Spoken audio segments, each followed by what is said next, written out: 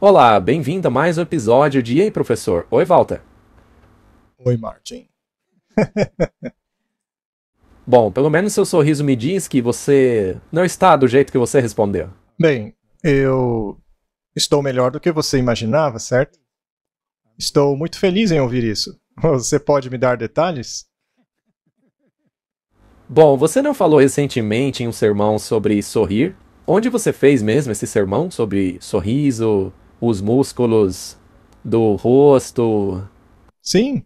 Bom, vamos iluminar os sorrisos com todos os músculos. Isso, vamos usar os músculos que temos. Hoje falaremos sobre relevância.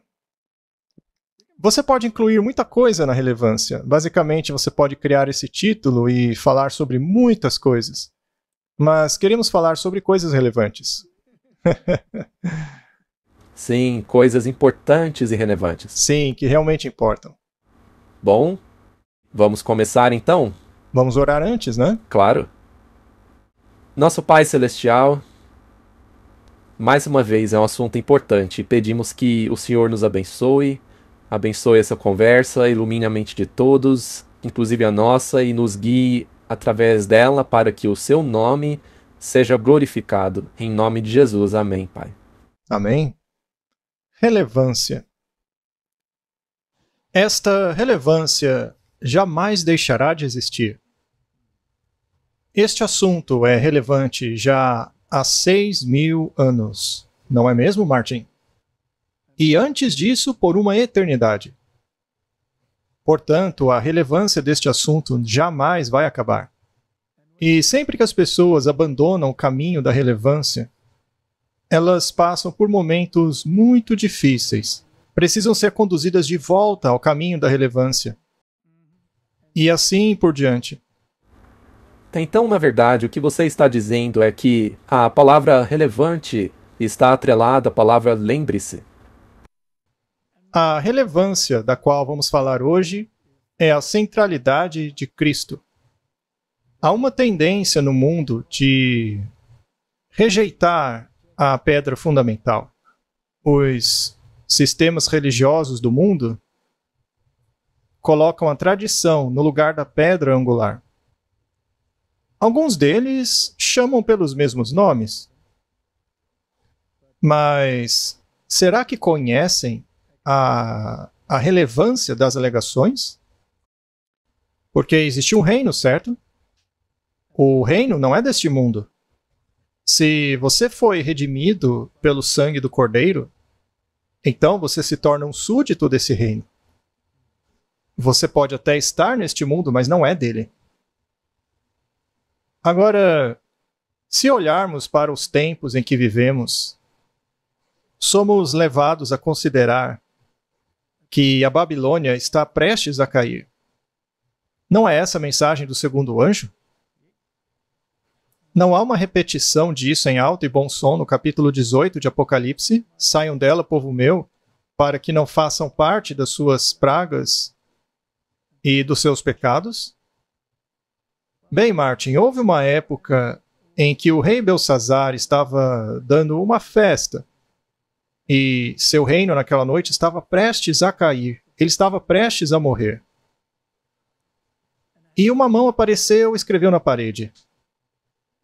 Ele não tinha a mínima ideia do que se tratava aquilo. Ele sabia que era ameaçador e seus joelhos bateram um contra o outro, mas ele não sabia o significado daquilo. Eu receio, Martin, que a esmagadora maioria das pessoas hoje não tem a menor ideia do que significava aquele escrito na parede. Então, por que aquilo foi escrito? Qual foi o ato final da apostasia dele? O rei ordenou que trouxessem os cálices. De Deus. Sim, os cálices de Deus, do templo. E colocou neles vinho comum. Martin, você não pode servir vinho comum nas taças do Senhor. Não. Será que há algum lugar na Bíblia que fala sobre o vinho da Babilônia? Sim. Em Apocalipse. Os reis não bebem desse cálice e ficam bêbados? Isso é Apocalipse, 100%. E o que é que eles estão bebendo? É o vinho da falsa doutrina. E seria possível que cristãos bebessem do vinho desse cálice da falsa doutrina, ao mesmo tempo em que afirmam ter o cálice do Senhor? Você acha isso possível? Bem, a Bíblia disse que isso aconteceria. É o que está escrito lá. Agora, por que essas pessoas não sabem o que está escrito na parede? Tiveram que chamar alguém para interpretar aquilo? Um profeta. Um profeta. Tiveram que chamar o velho Daniel, né? Diga-me, o que significa isso? Mene, mene, tekel, ufarsim. O que significa? Porque eles não tinham ideia que a Babilônia estava pesada na balança. Em outras palavras, havia sido julgada. Onde ocorreu esse julgamento? No céu? Oh, um julgamento no céu. Isto não está soando familiar, Martin? Eu gostaria que sim. E se não, é hora de estudar, hein? Muito bem. Muito bem. As pessoas olharam para aquela escrita na parede e disseram: o que é aquilo? Eu acho que há pessoas na igreja, mesmo entre aquela que guarda os mandamentos de Deus e o testemunho de Jesus. Não, peraí, deixa eu reformular isso. Que acham que guardam os mandamentos e que não se apegam ao testemunho de Jesus, elas certamente não conseguem ler o escrito na parede, né? Não, porque ignoram o testemunho. O que está escrito na parede, eles não têm ideia. Além disso, caso queiram mesmo um profeta, são mais como aquele cara que disse: ah, eu tenho 400 profetas aqui. Mas aí o outro disse: mas não tem um de Deus? Sim, existe um, mas eu odeio ele. Sim, porque ele fica falando mal de mim. Pois é, ele diz o que eu não quero ouvir. Martin, se não compreendermos os sinais dos tempos, nunca leremos o que está escrito na parede. E se não ouvirmos e não prestarmos atenção no que os profetas têm a dizer, jamais entenderemos. Isso é muito importante. Portanto, estamos vivendo em tempos muito difíceis. E quais são os problemas? Será que a mensagem sobre a centralidade de Cristo ainda é relevante? Sem dúvida que é. Mas e os acordos de Abraão? É justamente por isso que ainda é importante. Porque tudo vai começar a parecer muito bom. O que está faltando nos acordos abraâmicos? Cristo. Ah, Eles se centralizam em Abraão, sim, mas Cristo não está lá. não.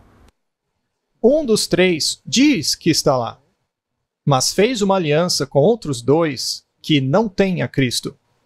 Duas das partes negam completamente a Cristo e a sua expiação. E veja, os cristãos, que são justamente aqueles que deveriam estar alinhados com a centralidade de Cristo, até o momento o colocaram de lado. Jesus não está com eles. Muito bem. Posso te fazer outra pergunta? Quantos problemas o mundo está enfrentando atualmente? Ha! Será que são muitos, Martin? Olha, na verdade, não são tantos assim, porque hoje eles têm um salvador, acharam para eles um pacificador. Sim, dizem que ele é um pacificador. Mas por que então os reis do mundo estão tendo reuniões secretas, tentando descobrir por que eles não foram convidados para a mesa? Há tantos problemas que é impossível resolver. Mas, Martin, não dá para concentrar-se em apenas um e fazer desse problema a missão da sua vida? Hã? E o que dizer das pessoas famintas do mundo? Não é o nosso dever sermos gentis com as pessoas famintas do mundo? Claro que é. Sim, nós fazemos o que podemos. Ok. Mas, indo mais além, não apenas os famintos, mas todos os moradores de rua do mundo? E quanto àqueles que não são moradores de rua, mas são pobres? E quanto às pessoas doentes? E as convulsões sociais, desastres climáticos? E quanto aos desastres climáticos? E quanto a Gaza? E quanto ao Sudão? E quanto à Ucrânia? A África do Sul. E quanto à África do Sul? Sim, nós aqui temos a questão do racismo. E quanto às brigas religiosas? E o que dizer do movimento woke? Você não devia falar disso aqui, Martin. Seremos desmonetizados. Muito bem, então você diria que há muitas tendências que podemos seguir? Claro. Muito bem. Agora, a centralidade de Cristo. Quando Cristo andou nessa terra, ele era um espinho na carne de alguns? Sim, claro. Não foi por isso mesmo que ele acabou com uma coroa de espinhos? Você sabia que isso foi uma coroação sem que ele soubesse? Sim, sim. Toda a cerimônia, basicamente. Foi uma coroação. Muito bem. Então, quando ele ressuscitou, ele foi para o céu. E os discípulos foram inflamados pelo Espírito Santo. Eles eram populares? Não, pagaram com suas vidas. O Herodes não quis agradar os fariseus, colocando alguns na prisão e matando outros? Sim. Os fariseus adoraram isso. Muito bem. E quanto aqui eles estavam em desacordo? Não era com relação à centralidade de Cristo? Não era esse o cerne do embate? Sim, eles disseram a Pedro para não pregar nesse nome. Exato. E os reis do mundo, a Bíblia diz que eles estavam dispostos contra o Messias? Sim. Os reis se uniram contra Jesus. Falamos sobre isso da última vez. Os reis se uniram contra Cristo. E a Bíblia diz que no final, os reis do mundo também se reunirão para a grande batalha. Eles reunirão suas forças no fim dos tempos, mais uma vez, para se posicionarem contra ele, só que na forma do povo que representa Cristo. Não é o que a Bíblia diz? Ok. Aqui vai outra pergunta. Se Cristo é o ponto central, em torno do qual todas essas controvérsias acontecem, você não acha então que as igrejas, as grandes igrejas especialmente, estarão de alguma forma envolvidas nessa discussão? Claro que sim. Não é? Tem que estar. Especialmente quando você chega lá em Apocalipse, que diz que o protestantismo apóstata se unirá. Isso mesmo, eles todos vão se unir. Vamos falar do protestantismo. Quando Cristo foi removido, sutilmente, para que ninguém percebesse, e um pontificado terreno foi colocado em seu lugar, para que as pessoas olhassem para esse pontificado em busca de orientação, ao invés da palavra de Deus, isso se tornou um ponto de discórdia? Sim. Esse não era um dos bordões da Reforma Protestante? Sola Christus? Somente Cristo e Cristo somente? Muito bem. E não era um ponto de discórdia o fato dele estar vivo? O que faz da missa uma coisa completamente inútil? Afinal, para que ter uma missa de morte contínua se ele já foi sacrificado de uma vez por todas? Por que você precisaria de um intermediário como a figura de um padre, uma vez que Cristo uniu os homens a Deus, nos dando acesso direto ao trono de Deus por meio de Cristo? E esses foram os pilares da reforma, quando o protestantismo foi criado. Esses foram os pilares do movimento. Muito bem. Portanto, aconteceram lutas justamente por causa da centralidade de Cristo. E será que os reformadores identificaram o papado como sendo o anticristo? Sim. Talvez um ou dois deles, né? Não. Todos. Todos os reformadores. E baseados em quê? Na Bíblia? Na Bíblia. Muito bem. Então, você diria que naquela época do declínio do reino judeu, antes de sua destruição, Cristo era o eixo em torno do qual tudo girava? E a destruição de Jerusalém foi um resultado direto da rejeição de Cristo? Sem dúvida. Porque todo o sistema judaico foi construído em torno do Messias. Todo o sistema de sacrifício apontava para ele. Sim, mas eles o rejeitaram. Graças a Deus, nem todos. Sim. Muito bem. Você acha que o mundo cristão pode chegar ao mesmo ponto por uma questão de conveniência? Sim. E isso também é bíblico? Isso também é bíblico. Ok? Então, houve guerras travadas por causa dessa centralidade? Muitas. Muitas guerras. Eu nem sei. Quanto sangue foi derramado devido à centralidade de Cristo? Muito, não é? Milhões. Muito bem. Mas isso até agora é só um pequeno contexto. Veja, eu acho importante que você tenha falado sobre isso. A importância dessa questão tem que ser percebida. Porque, pelo que vamos falar agora, sempre voltamos à questão de quão importante é a relevância da centralidade de Cristo. Muito bem. Veja, eu não quero me alongar nesse ponto, mas quanto esse ponto da centralidade de Cristo estava envolvido na reforma? Será que foi apenas uma questão de colocar Jesus de volta no centro das coisas? Ou também de rejeitar tradições pagãs espúrias que tornaram o cristianismo sem sentido? Foi todo um sistema, na verdade, que se volveu contra eles para defender essas tradições pagãs. Será que podemos orar pelos falecidos? Não. Então podemos orar para santos e Maria? Não. Isso então não é falar com mortos? 100%. Não é algo que Deus proibiu totalmente? Completamente. Muito bem. Então não é só questão da missa, é todo o sistema. Segundo esse sistema, quantos mediadores existem? Ora, centenas? Centenas, talvez milhares. E a Bíblia diz que há apenas um intercessor.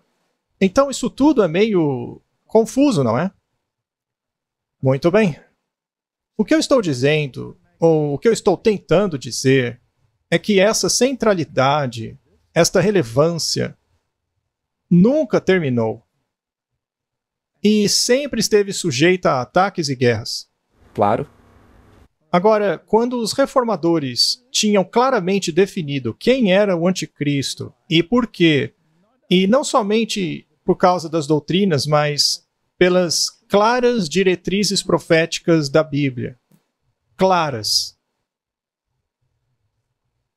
Será que poderia ser imaginado que eles dariam as costas a essa visão para passarem a adotar justamente a doutrina espúria e falsificada? Não daria para imaginar. Ninguém achava que isso ia acontecer. E o que dizer do preterismo e futurismo dessas doutrinas jesuítas? Foram inventadas para a contra-reforma. Elas não fazem nenhum sentido bíblico. Na verdade, elas são baseadas em nada além de desinformação. Elas não podem ser sustentadas com a Bíblia, apenas por meio de sermões gritados e falsos. E música, tambores, bateria, tudo para substituir o pensamento cognitivo. É a única maneira de convencer as pessoas. Isso não significa, então, uma rejeição total de Daniel capítulo 2, e o capítulo 7, o 8 e também o 9? Sim. Isso não significa uma rejeição total da visão dos reformadores de Apocalipse capítulo 13? Pelo menos com relação à primeira parte, porque a segunda nem estava lá quando a reforma estava em andamento. E quando ela faz isso, significa que o anticristo, na verdade, pode mudar. Pode se tornar uma coisa ou outra pessoa. Pode variar. Por outro lado, a Bíblia diz claramente que o anticristo, o homem do pecado, em outras palavras, o homem que está por trás da transgressão da lei de Deus, vamos deixar isso bem claro, porque pecado é transgressão da lei, de acordo com 1 João capítulo 3, certo? Então, o homem do pecado é o homem que está por trás da transgressão da lei de Deus. E a transgressão ou alteração autoritária da lei de Deus é uma afronta à autoridade de Deus. Essa é a questão que discutimos da última vez. Muito bem. Agora, se você quiser fazer parte de um grupo ecumênico, você não teria que abandonar a profecia? Bom, vamos apenas deixar claro o que significa isso. O que significa embarcar numa onda ecumênica? Certo. Se você disser que aquilo que eu defini como inimigo de Deus, por causa da mudança da lei e a mudança dos tempos e todas as outras características envolvidas, como a negação da Bíblia nesse processo, se você disser que tudo isso, pelo bem da paz, deve ser jogado na lata de lixo, a fim de se alinhar e aceitar aquilo que as outras organizações ensinam, bem, nesse caso, você está fazendo parte de um movimento ecumênico. E fazer isso é negar a profecia. Ou seja, você tem que jogar fora a verdade para se alinhar com todos os outros. Deixa eu te fazer uma pergunta. O Papa é um rei? Sim, Ele é um rei, porque ele é coroado.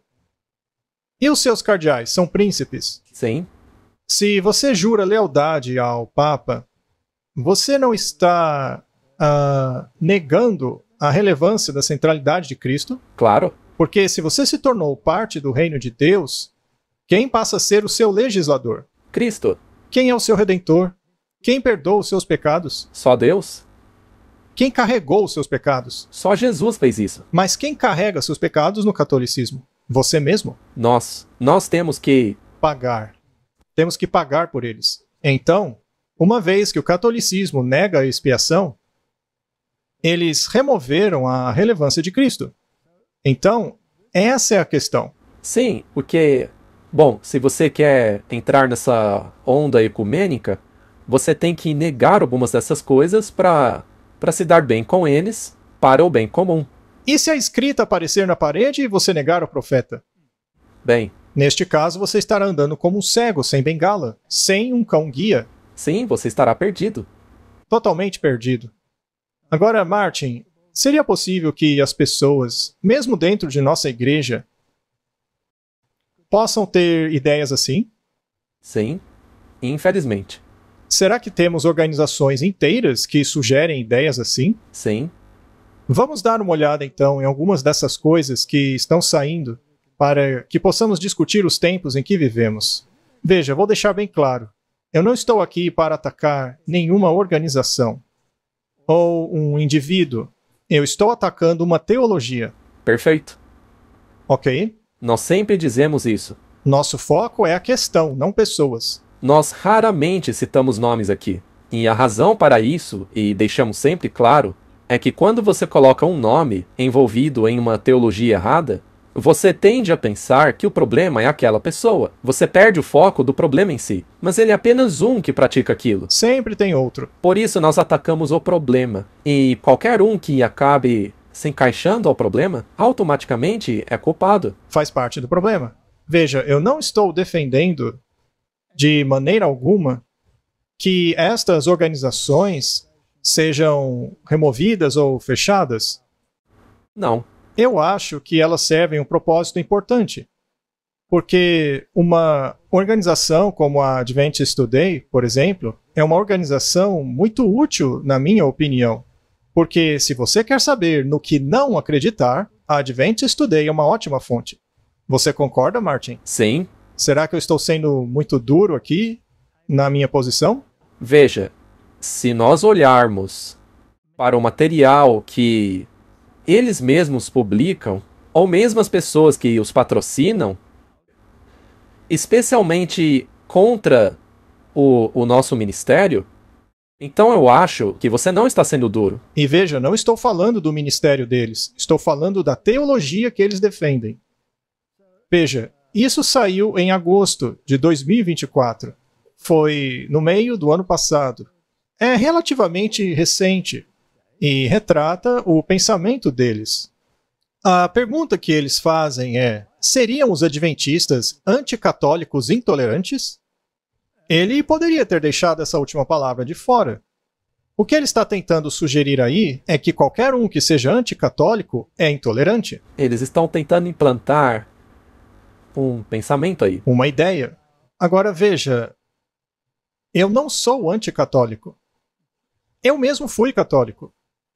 A metade da minha família é católica. Eu definitivamente não sou anticatólico, mas sou sim anticatolicismo. Correto? Definitivamente, porque o catolicismo rejeita a centralidade de Cristo. É a doutrina da igreja. É isso que o catolicismo defende. Agora, se você é anticatolicismo, isso faz de você um intolerante ou simplesmente alguém que estudou o assunto e concluiu que não se pode concordar com essa doutrina? Ora, a Bíblia diz o mesmo. Eu acredito no que diz a Bíblia. Assim acreditava Martinho Lutero. Então, de acordo com esse título, Lutero era um intolerante? Lutero definitivamente era anticatolicismo. Então, de acordo com eles, Lutero se encaixa. Os melhores amigos dele eram católicos. Ele era um padre católico. Mas então eles mudaram. Oficialmente, sim. E eles continuam. Hora de sermos honestos. Nós não meramente acreditamos que a nossa igreja é a única que pensa que está certa, ou mesmo que a nossa igreja é a única verdadeira, pois no próprio coração de nossa escatologia está o ensino de que a Igreja Católica Romana é quase sobrenaturalmente poderosa e irremediavelmente má, a inimiga de Deus e aliada do diabo.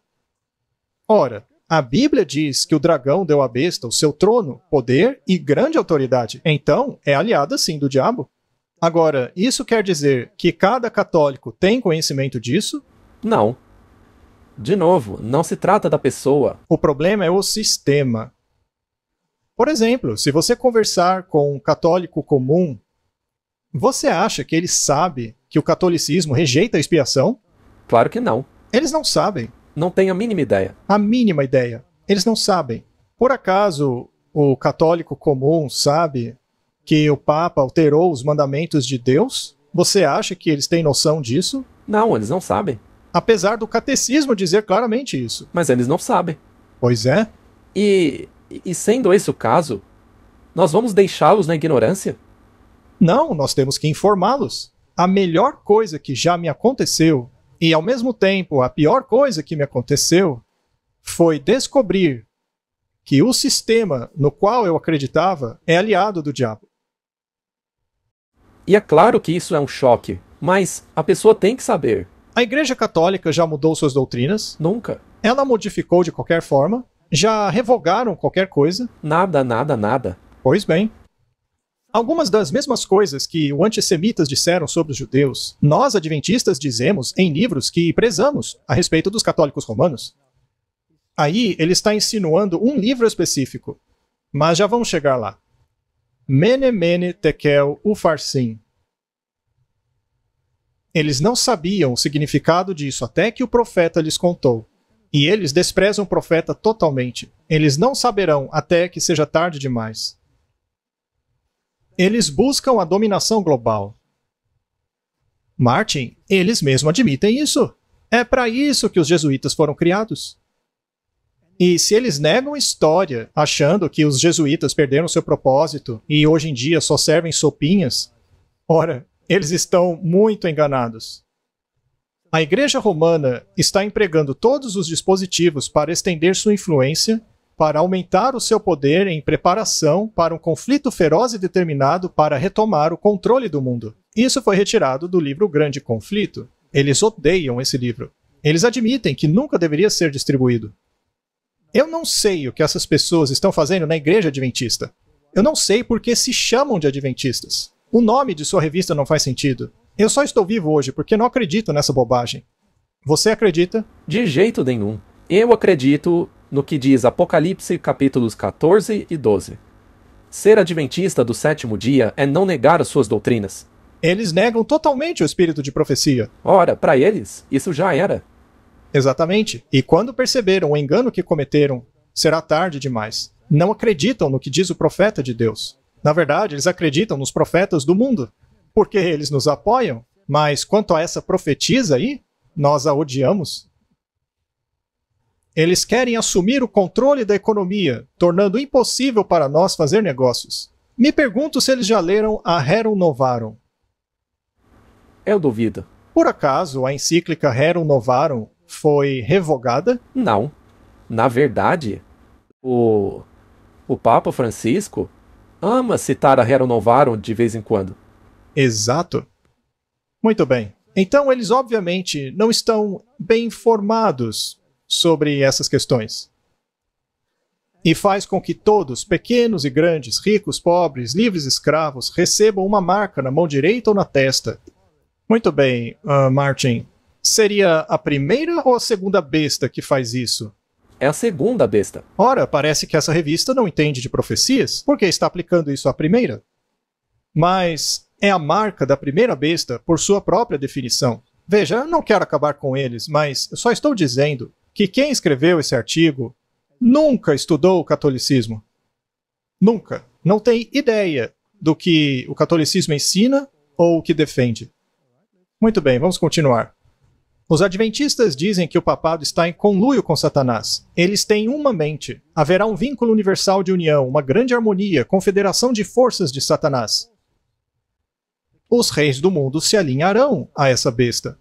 Eles darão seu poder a esse sistema. Ou seja, eles apoiarão a sua autoridade. É isso que diz a Bíblia. E se essa autoridade se manifesta em um indivíduo que representa isso, que está à frente de uma organização, um indivíduo que se diz infalível e que rejeita os mandamentos de Deus, ora, isso não anula a autoridade de Deus? Completamente. Isso remove a relevância e a centralidade de Jesus Cristo? Sem dúvida. E não a transfere para o homem? Em vão me adoram, ensinando doutrinas que são mandamentos de homens. Isso é um versículo da Bíblia. Muito bem.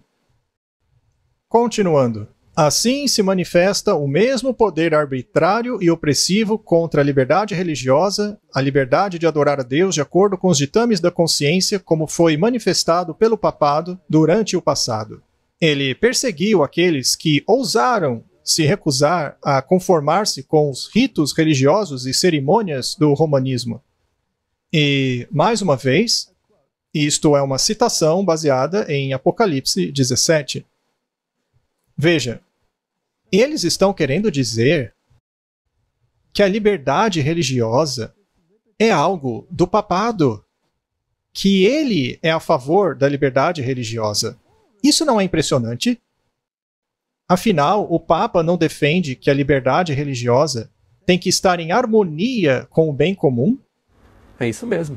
Se uma pessoa não está em harmonia com o bem comum, ela não pode ter liberdade. Ela não tem esse direito. Ora, então eles não são a favor da liberdade religiosa, mas da intolerância religiosa. É verdade. Está claro como o sol. Veja, se você diz a uma pessoa que ela é livre só para fazer o que você quer, e apenas quando eu te disser que deve fazer. Você só tem liberdade para fazer exatamente o que eu quero. Sim, isso mesmo. Diga de novo, Martin. Eles dizem que somos livres apenas para fazer o que eles querem. Exatamente. Do contrário, eu te jogo na cadeia. Mas é claro que eles não põem a mão na massa. Eles vão fazer igual na Idade Média, vão deixar que os governos façam isso por eles. Esta é uma situação muito perigosa. O artigo continua. Eles têm cerimônias belas e complexas que manipulam as pessoas. Veja, Martin, que eles estão exibindo citações do livro Grande Conflito. Eles estão fazendo isso na intenção de mostrar que as pessoas que acreditam nesse livro são intolerantes. É isso mesmo. A pompa e cerimônia do culto católico tem um poder sedutor e encantador, pelo qual muitos são enganados. Eles passam a olhar para a Igreja Romana como o próprio portão do céu. O indivíduo que escreveu isso gosta de afirmar que a mulher que escreveu este livro aí, O Grande Conflito, não tinha a mínima ideia de como seria o papado moderno. Bom, deixa eu dizer uma coisa para ele. Eu estive no Vaticano há pouco tempo. Eu fiquei ali de pé, em frente a um pilar. Quando aquela música e aquele coral começaram a tocar, aquele som circulando ali naquele ambiente, havia um padre visitante ali, parado não muito longe de mim, que levantou as mãos e disse: "Esse é o reino de Deus!" E ele lentamente começou a desmaiar devido ao êxtase do momento. Eu vi isso com os meus próprios olhos, mas a revista diz que não é assim. Eu gostaria que ele visitasse o Vaticano. para ele ver se o que Ellen White escreveu em Um Grande Conflito não é verdade. Eu queria perguntar a ele se ele sabe o significado de todo o simbolismo daquele lugar. E se o catolicismo realmente defende aqueles simbolismos, não era melhor escondê-los ao invés de exibi-los em público? Muito bem, vamos continuar. Eles, ou pelo menos o clero deles, são imorais. Ao revelar os pecados de sua vida a um padre, um mortal errante, pecador e muitas vezes corrompido pelo vinho e pela licenciosidade, seu padrão de caráter é rebaixado e ele é contaminado em consequência. Obviamente, o escritor não concorda com essa afirmação. Será que ele já foi católico? Eu já fui. E quando eu tinha um problema, e tinha que me livrar de algo que estava incomodando minha consciência, fui bater na porta do padre. E ela foi aberta. E o que vi foi um homem totalmente embriagado, sentado na minha frente com uma garrafa de conhaque na mão. É essa pessoa a quem eu deveria confessar os meus pecados para me livrar deles? Eu não creio que o autor desse artigo tenha ideia de nada, mas deixe-me ser justo aqui. Será possível bater na porta de um pastor protestante e encontrá-lo embriagado, segurando uma garrafa de conhaque? Com certeza. Mas ele exige que eu confesse meus pecados a ele para ser salvo? Não. Não. Isso não faz diferença? Faz uma enorme diferença. E é muito importante salientar isso. Porque um sistema exige isso. O outro não exige. O catolicismo chega a dizer que o padre é um alter Christus, sendo ele mais poderoso que Deus, porque ele ordena que Deus desça e torne-se aquela hoste. Veja, não estamos contra um indivíduo. É esse sistema aí. Muito bem. Eles planejam nos perseguir? Ela está empilhando suas estruturas elevadas e maciças nos recessos secretos dos quais suas perseguições anteriores serão repetidas. Grande conflito. Será que o autor do artigo conhece o juramento dos jesuítas? Olha, eu duvido. E se conhecem, acho que não acreditam nele. Pois é. Então, tudo isso aí é irrelevante. O autor deste artigo é Lauren Seibold. Ele é o diretor executivo da Adventist Today. E em outra parte deste artigo, ele compara isso ao Holocausto e dá exemplos de males em outras instituições, incluindo o protestantismo. Então ele insinua o seguinte: aqui é a opinião dele. Estou envergonhado. Companheiros adventistas, é totalmente embaraçoso continuar nossa campanha contra os católicos romanos, muito menos usar isso em nosso evangelismo, apenas porque uma mulher de 2 séculos atrás, e para quem não entendeu, ele se refere a Ellen White, copiou esses preconceitos de alguém há 150 anos atrás. Martin, o que esse homem está fazendo na nossa igreja? O que ele está fazendo em nossa igreja? Eu não sei. Ele não acredita nas nossas doutrinas. Ele ignora completamente a centralidade de Cristo. Veja a gravidade da falsa acusação que ele fez aí.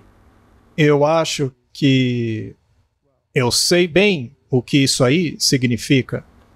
A parte copiada a que ele fez menção ali, se a pessoa a quem ele está acusando ainda estivesse viva hoje, ele poderia ser processado por difamação. Não vamos processá-lo, porque ele tem antecedentes criminais nos livros do céu. Agora, deixe-me voltar ao ponto aqui. Considere um pastor protestante preso por causa de pedofilia. Agora pegue um padre católico que está preso pela mesma razão. Ambos são igualmente culpados perante a lei. Exatamente. Muito bem. Será que isso afeta em alguma coisa a centralidade de Cristo? Não. E aí está o ponto crucial. Aí está o X da questão. O fato de existir esse problema nos dois sistemas não é justificativa para se rejeitar a doutrina da centralidade de Cristo? Podemos dizer que o mundo protestante hoje é tão mau quanto o mundo católico? Claro que você pode. Pelos indivíduos, sim. Agora, isso justifica eu dizer que as doutrinas de ambos são igualmente más? Não, claro que não. As pessoas não entendem isso. Então, o autor finalmente chega a dizer que isso é intolerância adventista. Ellen White se aproxima muito do antissemitismo. Martin, basta ler a Bíblia e você verá que o Novo Testamento também chega perto do antissemitismo. A Bíblia culpa os judeus pela morte de Cristo, mas o Papa passou pano dizendo que foram os romanos. Mas quem entregou Jesus aos romanos? Foram os judeus. Muito bem. Existem boas pessoas entre os judeus? Claro. Também há pessoas más? Sim. Existem pessoas más em qualquer raça ou gênero? Seja lá qual for. Claro que sim. Mas isso muda em alguma coisa a centralidade de Cristo? Não. Nós mesmos não fazemos coisas más às vezes? Você acha que sim, mas eu? Ai, ai. Muito bem. Ele viu o povo da aliança espalhado em todas as terras, como destroços em uma praia deserta. Está citando o desejado de todas as nações. Apesar das manchetes se concentrarem no problema dos padres pedófilos na Igreja Católica Romana, a maioria das igrejas americanas sendo atingidas por alegações de abuso sexual infantil são protestantes. Martin, será que esse é o cerne da questão? Não. Esse tipo de raciocínio é uma distração. Exatamente. Martin, não estamos fazendo esse programa para expor a Adventist Today ou qualquer argumento sem sentido que eles tenham feito aqui. A questão é, qual é o cerne da questão? A questão é a relevância da centralidade de Cristo, seu reino e sua autoridade. Exatamente. Essa é a questão. E se a rejeição dessa doutrina é institucionalizada em uma organização, como a Igreja Católica Romana, então não se pode alinhar com essa organização sem se desalinhar com Cristo. Pronto, esse é o ponto do programa. Muito bem. Vamos pegar outro artigo escrito por este mesmo indivíduo. Também foi publicado na Adventist Today. Quão proféticos somos nós? À medida que os dispensacionalistas avançavam em sua escatologia, recuamos para um discurso presunçoso e alarmista. Passamos do ensinamento bíblico de que Jesus retornará um dia, e esperamos que em breve, para gritarmos perseguição toda vez que o Papa tem uma azia. Desde então, falhamos em antecipar algo significativo. O povo do livro não deu orientação profética sobre sequer um único evento importante nos séculos 20 e 21. 2 guerras mundiais, mortes estimadas em 50 a 80 milhões, 50 milhões de mortos na gripe espanhola, estoques nucleares capazes de destruir a vida na Terra, mudança climática, comunismo, fascismo, genocidas na Europa Central, Rússia, Turquia, Uganda, Ruanda, Iugoslávia e Camboja. Ou seja, um monte de distrações para tirar o foco. Exato. Tem distrações aí para todos os gostos. Você quer diluir o evangelho e se concentrar em outra coisa? É só escolher. Se eu fosse ele, eu escolheria um deles e diria: esse aqui é o meu problema. Vou garantir que vou defender a causa dos cristãos em seja lá onde for. O problema é que ele aqui está nos dizendo que nenhuma destas coisas aí foi profetizada pelo povo do livro, e que deveria ser assim. Isso tudo é irrelevante. Tudo irrelevante. O que importa é a centralidade e relevância do nosso Senhor Jesus Cristo. Muito bem. Então, Martin, quão importante é a centralidade de Cristo e seu domínio e governo e expiação dentro da economia chinesa? 0. Mas ele menciona aí a dominação econômica chinesa. Ora, se formos seguir a lógica dele, então todas essas coisas aí que ele cita deveriam ser previstas na Bíblia, profetizadas por ela. A Bíblia diz que haverá tumulto no fim. Bem, o pior é que ele faz referência a isso. Ele diz que pessoas como nós diríamos Ah, mas tudo isso daí faz parte do fim. Ora, é porque faz parte. Claro que faz parte. Ele continua dizendo: não previram nenhuma destas coisas. Martin, haverá fome, guerras, rumores de guerras. Pestilência. Todas essas coisas são esperadas. Será que ele nunca leu a Bíblia? Creio que não. Parece que ele nunca leu a Bíblia. Nós dissemos que as coisas iriam ficar ruins, mas não precisávamos de profecias enigmáticas com números e bestas para isso. Ou seja, Deus colocou esses enigmas na Bíblia, só que Deus não estava fazendo a menor ideia do que aconteceria. Então, por que ele colocou essas coisas na Bíblia? Deus colocou coisas que não são importantes. É isso que ele está dizendo. Por ele, você pode pegar o Apocalipse, arrancar, jogar fora, porque Jesus falou que o fim seria difícil e isso já basta. Continuando. Jesus já tinha dito que no mundo teríamos aflições, e enquanto vemos pessoas morrendo aos milhões, nós apenas murmuramos: fique de olho no Vaticano. Devemos ficar de olho em duas bestas. Sim, devemos observar os sinais do mundo. E também olhar para a besta que saiu do mar e a besta que saiu da terra. Há uma descrição muito clara do que elas farão, e essa escrita, creio eu, está aparecendo na parede. Mas eles estão simplesmente jogando fora os escritos dos profetas, negando-os completamente para que as pessoas não saibam o que está escrito na parede. É isso mesmo. E o que aconteceu com eles no passado? Beberam o cálice com o vinho falso. Caíram junto com a Babilônia. Caíram com ela. Muito bem, Martin. Continuando. Então eles vão começar a legislar leis dominicais e nos perseguir. Isto é uma citação de Ellen White, ele está zombando disso. Ora, já não está lá no documento 2025? Não é? Está lá. Está nos documentos papais? Sim. Eu tenho uma pergunta. Se tem uma moralidade específica que vai virar lei, que é contrária à moralidade de Jesus, então quem provavelmente ditará essa moralidade? Será Elon Musk? Não.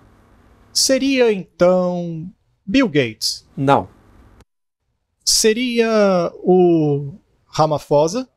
Não. Seria então alguma instituição religiosa poderosíssima no nosso planeta? Sim. Você pode esperar uma rede religiosa mundial que dite a moralidade? Sim, com certeza. É mesmo? E se essa moralidade for contrária à moralidade da centralidade de Cristo? Aí você tem um problema. E se os reis do mundo escolherem seguir essa moralidade em vez da moralidade ditada por Cristo? Bom, neste caso você ficaria na pior. Então, eles estão dizendo que Cristo não é relevante. Aquele trono branco em Roma é relevante porque escreveu uma encíclica. Algum presidente ou economista já escreveu uma encíclica? Não. Não? Nunca escreveram uma encíclica? Não. Muito bem. Se esse é o caso, de onde podemos esperar virem as contribuições morais para a humanidade? De uma encíclica. De uma encíclica. E quem escreve encíclicas? O Papa. E você acha que ele realmente escreve isso sozinho? Ou acha que a besta tem escritores que unem-se para garantir que seja do jeito mais apóstata possível? Olha, é bem possível. Mas eu não sei. Talvez ele canalize com o chefe dele para saber o que escrever na encíclica? Eles citam Tomás de Aquino, que diz que não há problema em roubar quando você precisa, não é? Continuando. Qual é o significado dos 3 anjos? Em um dos nossos recentes seminários de sábado na Adventist Today, um dos meus professores de seminário disse que, quando ele prega nas igrejas, ele geralmente pergunta às pessoas: vocês sabem o significado das 3 mensagens angélicas? Podem explicá-los? Ele raramente vê uma única resposta satisfatória. E provavelmente isso é verdade, Martin. Infelizmente. Porque muitos adventistas perderam o rumo.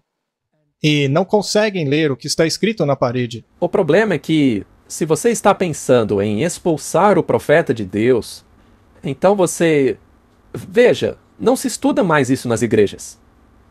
Eu digo isso com tristeza, mas é por causa de artigos como esse que não se estuda mais essas coisas. E agora ele vai tentar nos agrupar com todos os outros, dizendo isso aqui, ó. Por que nós adoramos no sábado? Somos a única igreja aprovada por Deus. Ele está sendo sarcástico. Mas o sábado é uma verdade aprovada por Deus. E aqueles que aderem a essa verdade, se estiverem nessa denominação, tudo bem. Mas há muitos nesta denominação que não aderem à verdade nela contida. Como esse homem aí, por exemplo, que obviamente rejeitou tudo que a gente acredita. Mas isto não torna a questão relevante.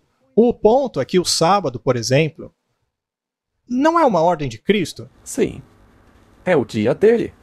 E o Papa tem outro dia, não tem? Sim. Que ele mudou por sua autoridade, né? Não é o catolicismo que diz que o domingo é a marca de sua autoridade. Sim. Sendo assim, é uma marca da autoridade do Papa acima da centralidade de Cristo. Essa é a questão. Mas ele não entende isso. É por isso que as pessoas vivem dizendo: ah, mas eu posso ser santo em qualquer dia da semana. Pois é. Mas Jesus, lá em Gênesis, separou o sétimo dia. Então quem sou eu para negar o que Jesus estabeleceu? Exato.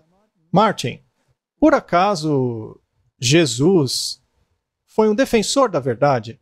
Ora, claro que sim. Claro que sim. Mas ele foi popular? Não. Então, quando ele pregou a verdade contrária às máximas da humanidade, ele foi perseguido? Sim. Ele continua dizendo que os adventistas dizem o seguinte: temos que nos separar deles e não ter nada que ver com suas expressões de fé. Na verdade, eles irão em breve nos perseguir, porque nós sabemos o que é certo e eles estão errados. Martin, eu diria que somente aqueles que reconhecem que não podem ter nada a ver com eles, porque as doutrinas deles negam a relevância de Cristo, somente esses serão perseguidos. Provavelmente ele não vai ser, porque está totalmente alinhado com o pensamento de fora. Não será qualquer adventista que será perseguido, somente aqueles que ficarem bem firmes. Exato. Você vai ter que insistir muito. Isso se quiser ser perseguido. Não é que você tem que ser firme quando começar a ser perseguido. Não, você tem que ficar firme para ser perseguido. Exato, para que você seja perseguido. Vamos colocar assim.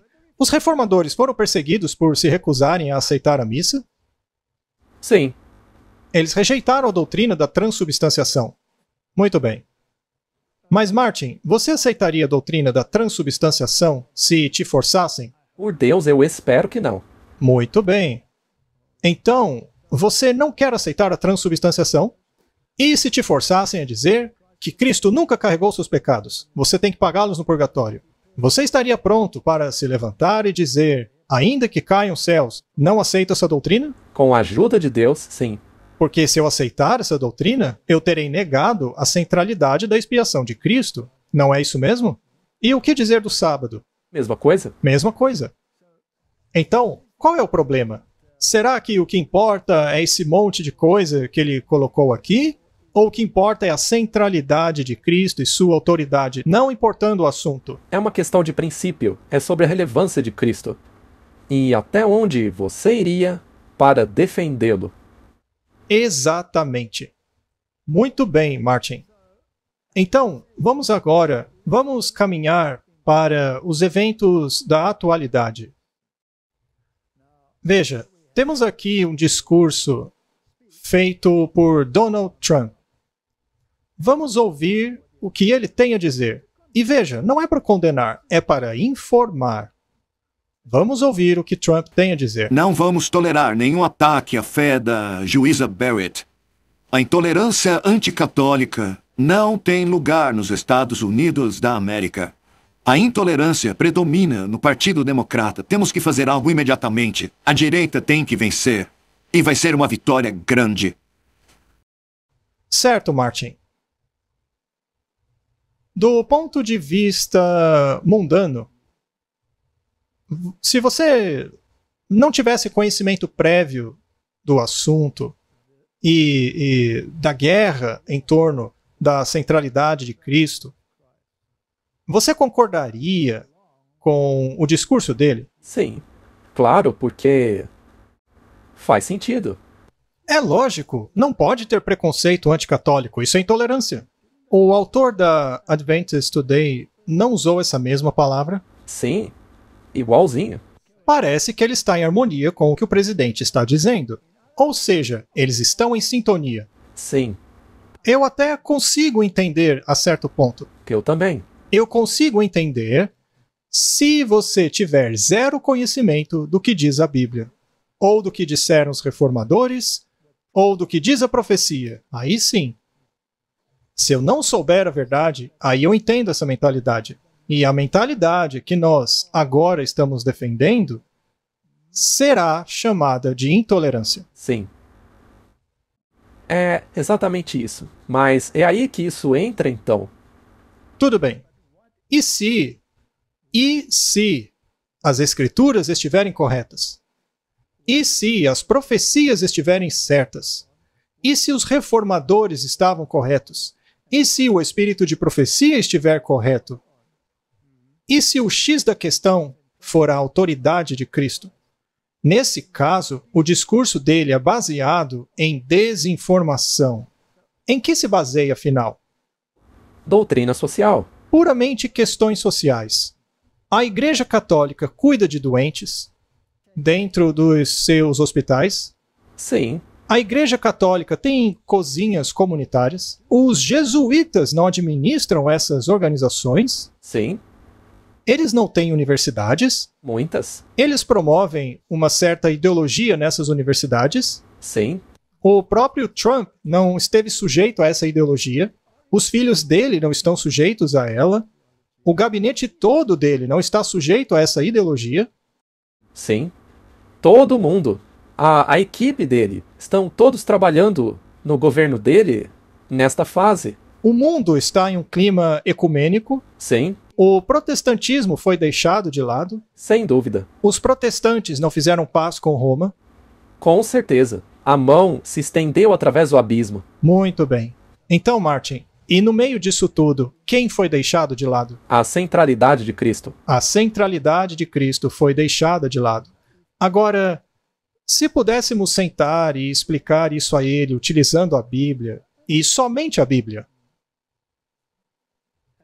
Um estudo detalhado de Daniel, capítulo 7, Apocalipse 13, 14 e 17, além de toda a história que acompanha esses capítulos, olhando para as sociedades secretas, o poder que elas exercem, seu impulso ecumênico, qualquer impulso de ecumenismo acaba com a centralidade de Cristo, porque a autoridade dele que é negada em prol da autoridade humana, essa é a questão.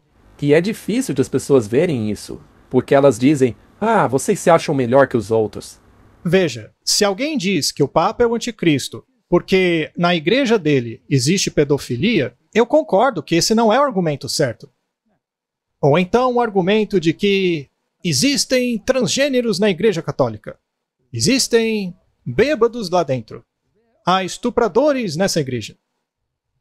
A questão não é essa. Sim, e todas têm esses problemas. Mas não são essas coisas que tornam alguém anticristo. Não são essas coisas que determinam quem é o anticristo. Mesmo porque, como você acabou de dizer, esses problemas existem em organizações protestantes, em qualquer religião, qualquer sociedade secreta e até mesmo dentro da professa Igreja de Deus. Isso mesmo. Então, esse não é o ponto. Qual é o ponto? Se você focar nessas coisas, você pode perder o foco do que importa. Exatamente. Aí você vai começar a escrever artigos como esse. Veja, não há uma missão para as pessoas que conhecem a verdade? Certo, as religiões querem se unir e querem ter uma figura de autoridade. E o papado se encaixa nisso. Veja, o que eu estou tentando dizer aqui é: se você quiser dizer que é um problema no sentido de intolerância contra católicos, neste caso, a questão não foi entendida, como você acabou de dizer. Trata-se de uma missão. Quem conhece a verdade tem a missão de levá-la a outros. Martin, se se você se preocupa com o bem das pessoas, você não quereria, então, explicar isso para que elas entendam? Os reformadores não fizeram isso. Eles não conquistaram praticamente todo o mundo? Muito bem. Temos aqui um artigo do Independent dizendo assim: a igreja satanista mantém uma campanha para arrecadar meias para moradores de rua. Uma organização satanista da Flórida lançou uma campanha de meias para ajudar moradores de rua como parte de uma campanha. Sua declaração de missão diz: a missão do templo satânico é encorajar a benevolência e empatia a todos os povos, rejeitando a autoridade tirânica, advogando a prática do senso comum e da justiça, e ser dirigida pela consciência humana a empreender buscas nobres guiadas pela vontade individual. As pessoas não entendem que dentro desta enorme organização existem satanistas e luciferianos. Dentro desse sistema todo, um lado adora a luz e o outro as trevas. E, curiosamente, o lado da luz dá títulos de cavaleiros para os que trabalham para o lado das trevas. Curioso, não? Vamos colocar assim. Então, há uma organização que ensina e prega e é obrigada, de acordo com a sua doutrina, a praticar a benevolência. Você acha que Trump seria elogiado se ele dissesse que temos que acabar com a intolerância aos templos satânicos? Não. Por que não? Eles estão fazendo coisas boas. É exatamente esse o problema. É porque eles estão contra o pensamento religioso da maioria. Me deixe fazer outra pergunta. Quem são os conselheiros dele? Católicos? A maioria, pelo menos. Tem muitos evangélicos também. Na verdade, é um ecumenismo. A equipe dele é ecumênica. Muito bem. Você acha que ele tem muitos representantes da Igreja de Satanás no seu painel consultivo interno? Eu acho que não. Você acha que não, Martin? Você entendeu o meu ponto? Esse indivíduo que estava escrevendo tudo aquilo na Adventist Today analisa essas questões e diz que somos intolerantes por atacarmos o catolicismo, sendo que os católicos fazem coisas boas. Exatamente. Mas veja quantas coisas boas os satanistas estão fazendo. Mas aí dizem, mas eles também fazem coisas más. Ora, os católicos também, protestantes também. Veja a declaração de missão desse templo satânico. Sou exatamente como a declaração de missão de protestantes e católicos. Acho que sou até melhor. Sou até melhor. Mas eu volto à questão. A centralidade de Cristo está aí? Claro que não. Muito bem. Portanto, isso é um problema na escolha que você faz? Sim. Você se uniria aos satanistas? Não. Por quê? Porque não ia cair bem, né? E porque removem a centralidade de Cristo. Sim, pra gente sim, mas eu estou dizendo às pessoas aí fora. Esse é o argumento delas. E isso é pra mostrar como o raciocínio delas não é lógico. Sim, é um raciocínio ilógico.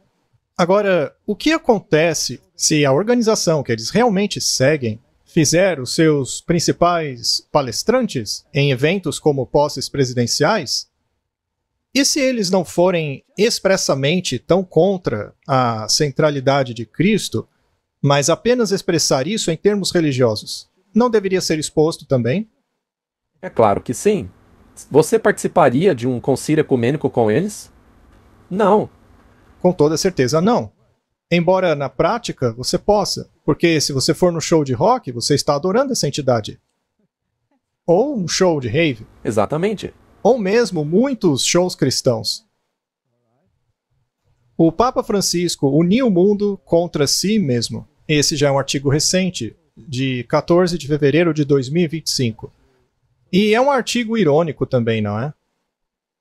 Nos quase 12 anos desde a sua posse, o Papa Francisco recebeu elogios e críticas em quase igual medida por sua posição franca sobre questões políticas. Na intervenção mais recente de Francisco no mundo da política, o Papa enviou uma carta aos bispos americanos na terça-feira condenando o programa de deportação em massa do presidente dos Estados Unidos, Donald Trump. É uma questão social ou religiosa? Social. Programa de deportação em massa do presidente dos Estados Unidos, Donald Trump. O que é construído com base na força e não na verdade, sobre a igual dignidade de cada ser humano, começa mal e terminará mal, diz a carta do Papa Francisco. O czar da fronteira de Trump, Tom Homan, que é católico, disse a Francisco que ele deveria se ater à Igreja Católica e consertar isso e deixar a fiscalização da fronteira conosco. Apoiadores do presidente fizeram críticas semelhantes nas mídias sociais. Parece, Martin, que o pêndulo se moveu para a direita. E alguns dos pensamentos de esquerda do Papa Francisco não são mais populares hoje, certo? Muito bem. E se, em algum evento futuro, acabasse chegando aí um outro Papa? Essa ideia irritaria alguns figurões, porque eles acreditam que esse é o último Papa, né? Bom, eu não acredito necessariamente nisso. Não seria interessante se houvesse uma voz conservadora surgindo dentro da Igreja Católica? Isso realmente se encaixaria com o contexto atual. Um dos indivíduos que Donald Trump acaba de nomear como seu representante em Hollywood é um católico muito conservador, que também se opôs às doutrinas de Francisco. Então, essa ideologia conservadora está surgindo bem forte. Sabe o que é interessante? Mesmo que ele seja tão liberal e faça todas essas coisas, sempre que confrontado com isso, ele ainda volta para o lado conservador. É interessante, né? E se os evangélicos dissessem que temos que nos unificar e fortalecer a posição cristã no cenário mundial? Bom, isso significa elevar uma religião acima das outras em seu ambiente. E uma das maneiras de fazer isso seria instituir a guarda do domingo novamente, para que as pessoas possam ir à igreja e refletir sobre questões espirituais, passar tempo com a família, etc. Você acha que o papado, de acordo com as suas encíclicas e dogmas, apoiaria essa visão? Claro que sim. Definitivamente. Ok. Como isso afetaria a centralidade de Cristo e sua lei? Bem, vai parecer que é em prol disso, mas que na verdade joga Cristo completamente fora de cena. E coloca no lugar a autoridade romana. Muito bem. Agora vamos ouvir o que o homem tinha a dizer sobre o Papa Francisco. O Papa disse palavras duras para mim. Mas eu sou católico de longa data, fui batizado católico, fiz primeira comunhão como católico. Ora, o Papa deveria focar em consertar a Igreja Católica e deixar que eu conserte a fronteira dos Estados Unidos. Ele quer nos atacar para proteger nossa fronteira? Ora, ele tem um muro ao redor do Vaticano, não tem? Ele tem um muro ao redor de si para se proteger. Então por que não podemos ter um muro ao redor dos Estados Unidos? Ele devia se preocupar em consertar a Igreja Católica e deixar a fronteira do nosso país conosco. Pergunta, Martin. Ele é contra a opinião do Papa com relação a essa questão? Ou ele é um anticatólico? Ele é contra a opinião do Papa neste assunto. Aham. Afinal, quantas vezes ele não disse ser um católico fervoroso? Correto? Então ele não é contra o catolicismo. Ele está em harmonia com o catolicismo.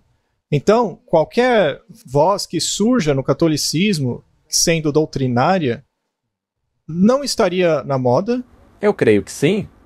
E é por isso que isso realmente enfatiza o porquê das pessoas serem tão... Ou melhor, por que os católicos conservadores ficam tão irritados contra o Papa Francisco. Inclusive, de acordo com eles querem o catolicismo raiz. Exatamente. Muito bem. Temos aqui um artigo interessante de uma agência de notícias católica.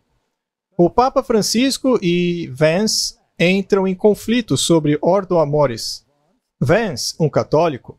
Ok. Ele é anticatólico? Não. Qual é o conflito aqui? É com relação ao sentimento da pessoa. Ele entraria em conflito com alguma questão doutrinária? Não, não entraria. Se o Francisco, de acordo com eles, estivesse seguindo a doutrina da igreja, a doutrina raiz católica, eles não estariam entrando em conflito. Exato.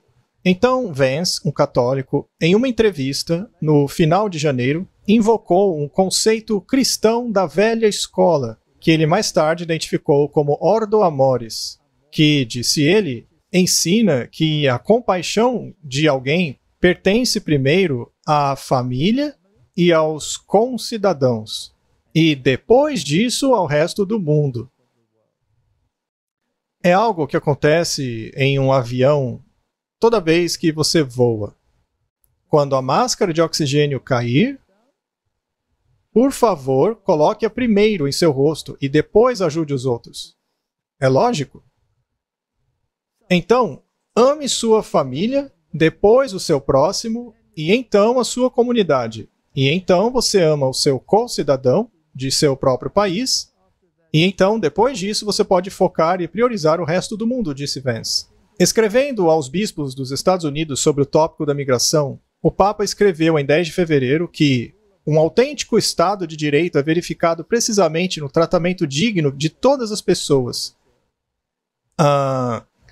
Tratamento digno de pessoas em atividades ilegais, como forçar sua entrada ilegal em um país.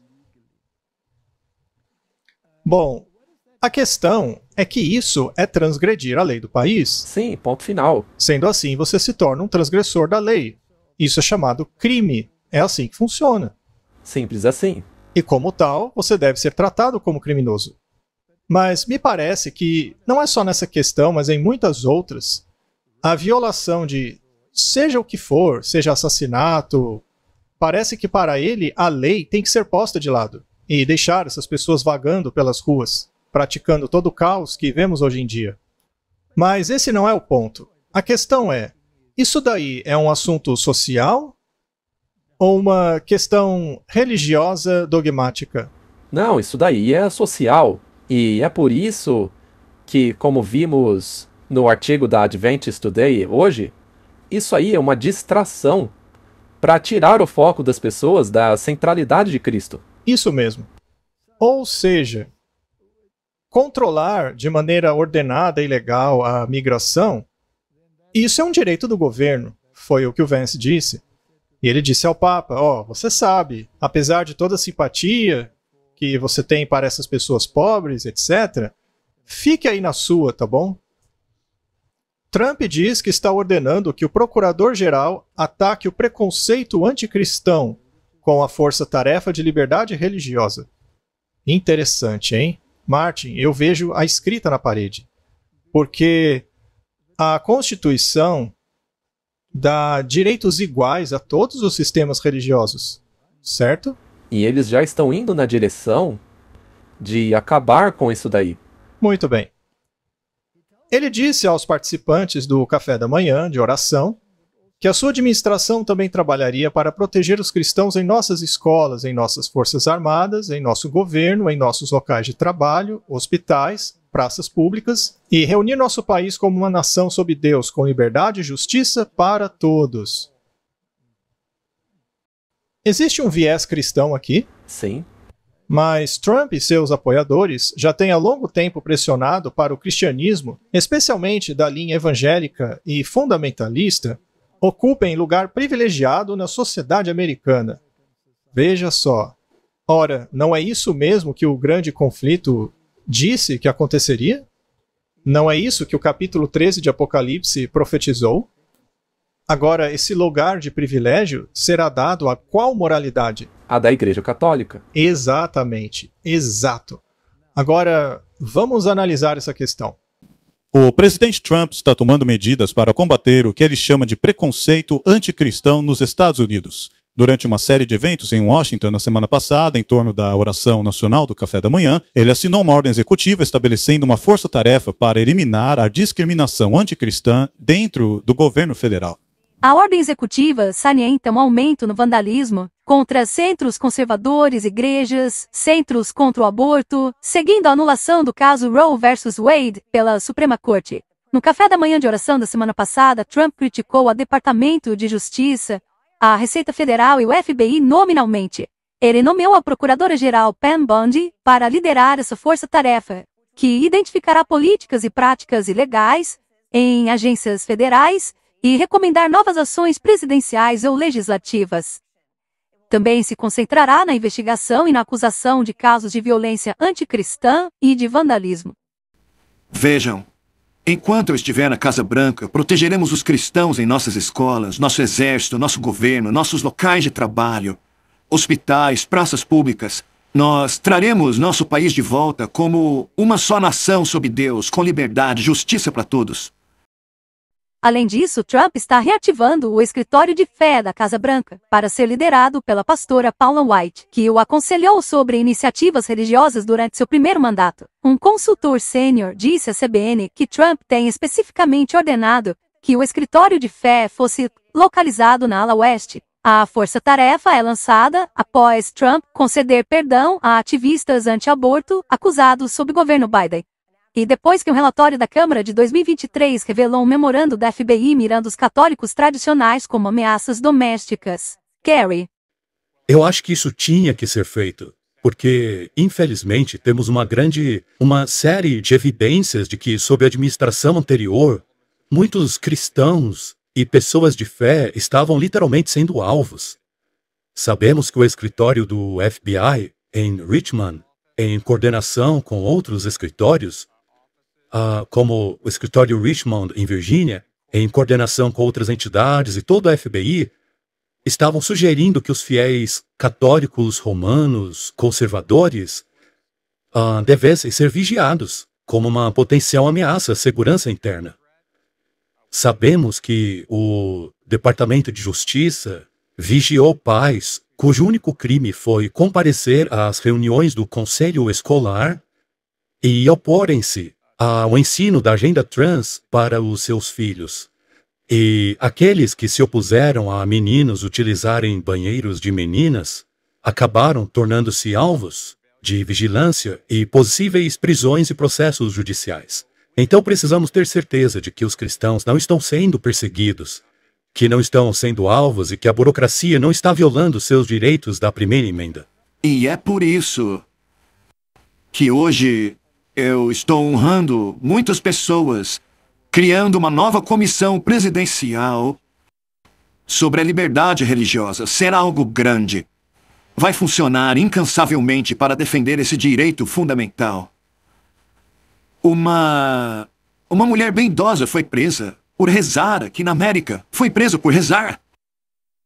Também estamos acompanhados hoje por uma senhora de 75 anos, Paulette Harlow, que foi condenada a 2 anos de cadeia por rezar do lado de fora de uma clínica, por meio de uma lei obscura que não havia sido usada já há anos.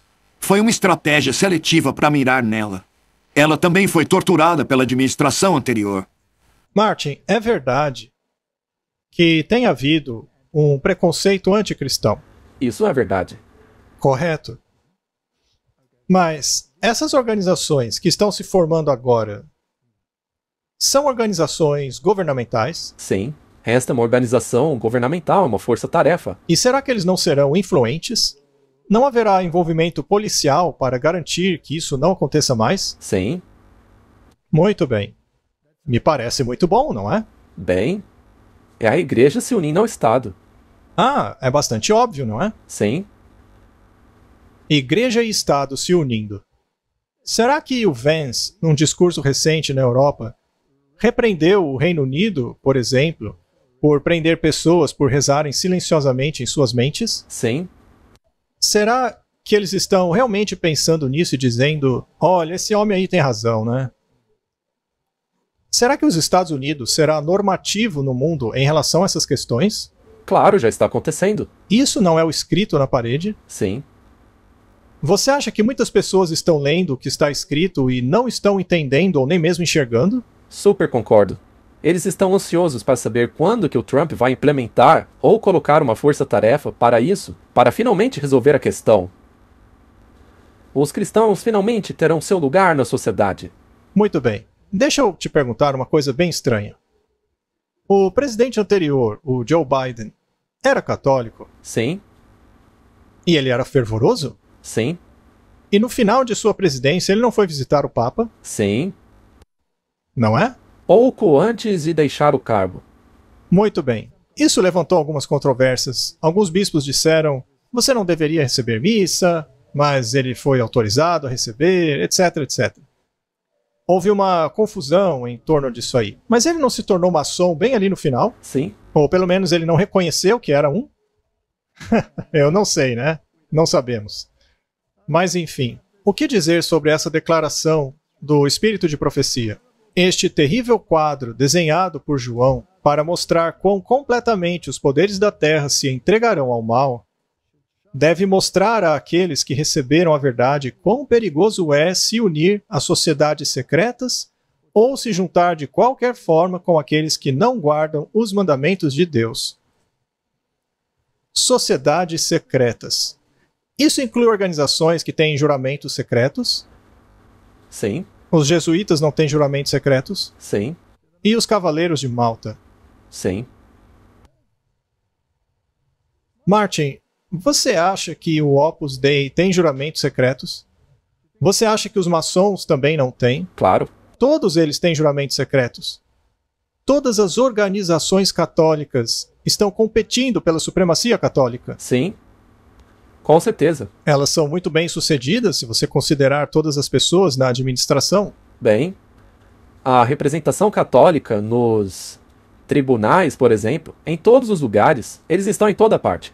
Em um altar maçônico, você tem todos os livros religiosos lá, não é? Eles têm o livro sagrado dos hindus, tem o Alcorão, a Tanakh, e também tem a Bíblia. Estão todos lá. São ecumênicos. E se você é ecumênico e está ligado às religiões que negam a centralidade de Cristo, então não estão negando a relevância de Cristo, a sua centralidade? Sim. Então, Martin, quem é o seu guia moral? Você diz num cenário ecumênico? Não, o seu guia moral. O meu é Jesus Cristo. O seu é Jesus Cristo. E se os atributos deste guia moral, a quem você segue, colidissem com aqueles que são propagados no mundo hoje? Neste caso, eu entrarei em conflito com o mundo. Então é um conflito de mentes. Sim. O seu canal chama conflito de mentes, não é? Será que essa declaração é um aviso? Eu acho que sim. É uma advertência, né? Então, Martin, vamos terminar dizendo que o nosso trabalho é agressivo. E eu admito que provavelmente fomos, aos olhos de muitos, agressivos na conversa de hoje. Você não acha? Claro, fomos sim. Provavelmente receberemos muitos comentários dizendo que fomos antagônicos para com a pessoa e que isso deveria ter sido feito com mais amor.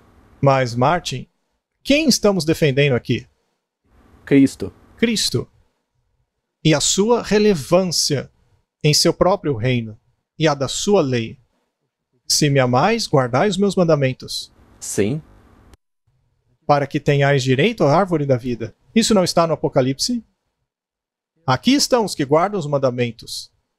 Em verdade, guardareis os meus sábados. Poderíamos mostrar aqui verso após verso, não vamos fazer isso. Mas a verdade é que a nossa guerra é agressiva porque somos soldados de Jesus. Agora, se você é um soldado de Jesus, então a relevância e a centralidade de Cristo é o seu objetivo.